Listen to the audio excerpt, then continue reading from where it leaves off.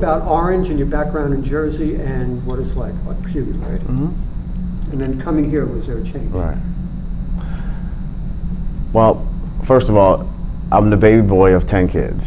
So growing up in Orange, you know, you're competing. I had to beat my sisters up first before I even got to my brothers. So by the time I was 12, 13, my whole mental was all about competing.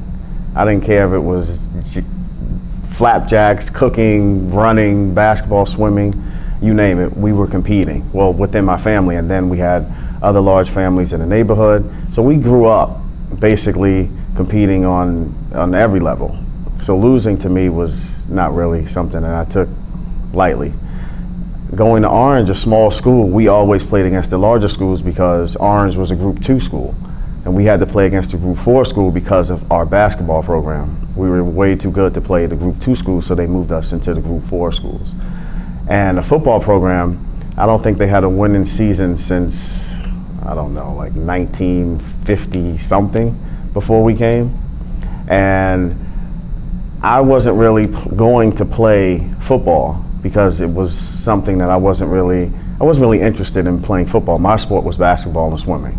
Those two things were what I really loved when it comes to, you know, people talk about they have the love for the game. I never had a love for football, I just knew how to play it. It was just kind of came natural. But my love was basketball. So I didn't play football until my junior year. And my junior year when I went out, we had 12 players on the whole team. So we had to go both ways, back and forth. We didn't have a choice. So the conditioning was already there, and it was cool because when we won the first game, you would have thought that it was like, you know, this big thing. But because they haven't won, they weren't used to winning. Now I was used to competing, and the only thing I knew was winning. So the guys that we had, the 12 guys that we had, we all had the same attitude, and it was strong, but it wasn't arrogant to the point where you didn't want to be around any of us.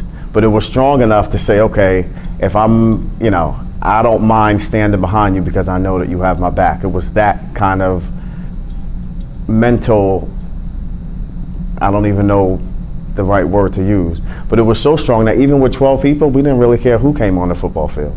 At that point, we thought that we were going to win.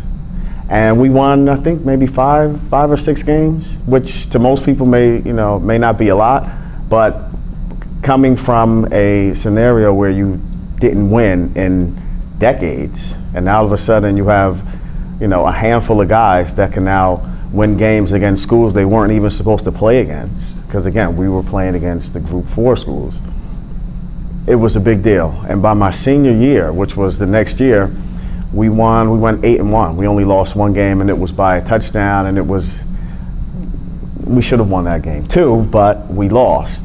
But the part of the reason I came to Rutgers, which this whole thing ties together, is that I didn't care what Rutgers did, who was here, who they had, what was going on. In my mind, when I came here, it was about, okay, I'm going to be the best player on the field, period. Not in an arrogant way.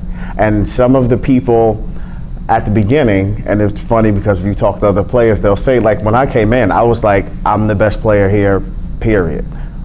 Not because I was that guy who was saying that, you know, I'm the best guy and all of that other stuff. It was just that the confidence and that whole element of doing what people think you cannot do is exactly what I wanted to show them I could do. So when I came in, it was, okay, not necessarily me against everyone else. It was, okay, I'm going to train hard, I'm going to do this, I'm going to do all the extra things that I know. In order for someone to be better than me, they have to do everything that I'm doing and more. Good.